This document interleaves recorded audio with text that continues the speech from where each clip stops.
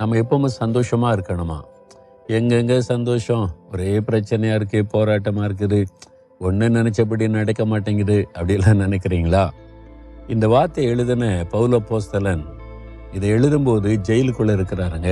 அந்த காலத்து ஜெயிலெலாம் எப்படி இருந்திருக்கும்?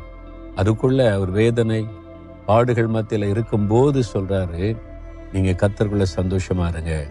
ஏன் தெரியுமா? நான் சந்தோஷமா இருக்கேன். ஜெயிலுக்குள்ள இருந்தாலும் பாடுகள் மத்தியில இருந்தாலும் நான் அந்த ஆண்டவருடைய பிரசன்னத்துல நான் சந்தோஷமா இருக்கிறேன். நீங்களும் சந்தோஷமா இருங்க. நம்ம கர்த்தருக்குள்ள சந்தோஷம் என்கிற அனுபவத்துல வந்துட்டோம்னா நம்மை சுற்றி நடக்கிற எந்த நிகழ்வுகளும் நம்மை பாதிக்காது, நம்முடைய சந்தோஷத்தை பாதிக்காது. அதனால்தான் சிலருக்கு வெற்றியில சந்தோஷம் வரும், நிறைய மார்க் கிடைச்சிட்டா சந்தோஷம் வரும், நினைச்சது நடந்துட்டா சந்தோஷம் வரும். அதெல்லாம் உலக காரியம், கொஞ்ச நேரம் தான் நிற்கும். சந்தோஷமா பார்ட்டிலாம் கொடுப்பாங்க பார்த்துருக்கீங்களா? அன்னைக்கு பார்ட்டி, எனக்கு வேலை கிடைச்சிட்டு அது இருந்துட்டேன்னு, அப்புறம் வேறு பிரச்சனை வந்தோடனே சோர்ந்துருவாங்க. ஆனா கர்த்தராகிய இயேசு கிறிஸ்துவுக்குள் உண்டான சந்தோஷம் இருக்கு பார்த்தீங்களா? நம்ம சுற்றில என்ன நடந்தாலும் சரி, நமக்கு பாடு வரலாம், நிந்த வரலாம், தோல்வி வரலாம், வேதனை வரலாம், நெருக்கு வரலாம், எல்லாத்துக்கும் மத்தியிலையும் ஒரு பெரிய சந்தோஷம் இருக்கும். அவர் சொல்லுவார், நான் கூட இருக்கிற மகனே, நான் கூட இருக்கிற மகளே, நான் இருக்கிறல உனக்கு. அவர் தான் சந்தோஷம்.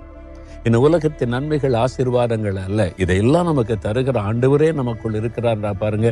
அதுலதான் அவ்வளவு பெரிய சந்தோஷம். அவர் இருந்துட்டா இன்னைக்கு தீமையா உள்ளது நாளைக்கு நன்மையா மாறிடும், இன்னைக்கு தோல்வியா இருக்கிறது நாளைக்கு ஜெயமா மாறிடும், இன்னைக்கு தடைப்பட்டது நாளைக்கு வாய்க்க பண்ணிடும். அவரால் முடியும். அப்போ இயேசு கிறிஸ்துவுக்குள்ள, அந்த கர்த்தராகிய இயேசு கிறிஸ்துவுக்குள்ள எப்பவும் நீங்க சந்தோஷமா இருக்கணும். சந்தோஷமா இருங்க. எதுக்கு துக்கமா இருக்கிறீங்க? அதெல்லாம் அவர் பார்த்துக்குவாரு. கர்த்தருக்குள்ள அவர் என் கூட இருக்கிறாருங்க, அதுவே எனக்கு சந்தோஷம்னு சொல்லுகிற அனுபவத்துல நம்ம வாழணும். சரியா?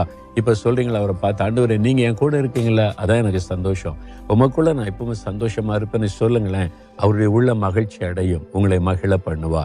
கண்ணை மூடி சொல்லுங்க, இயேசுவை பார்த்து சொல்லுங்க, அப்பா இயேசுவே, என் சிநேகிதனே, என் தகப்பனே, தாயா இருக்கிறவரே, உமக்குள்ள நான் சந்தோஷமா இருக்கிறேன். நீங்க என் கூட இருக்கிறதா சந்தோஷம். நீங்க எப்பவுமே என் கூட இருக்கிறீங்க, என்னை நடத்துறீங்க, என் கூட நடந்து என்னை கைப்பிடித்து நடத்துறீங்க, அதான் எனக்கு சந்தோஷம். அந்த சந்தோஷம் எனக்கு போதும்.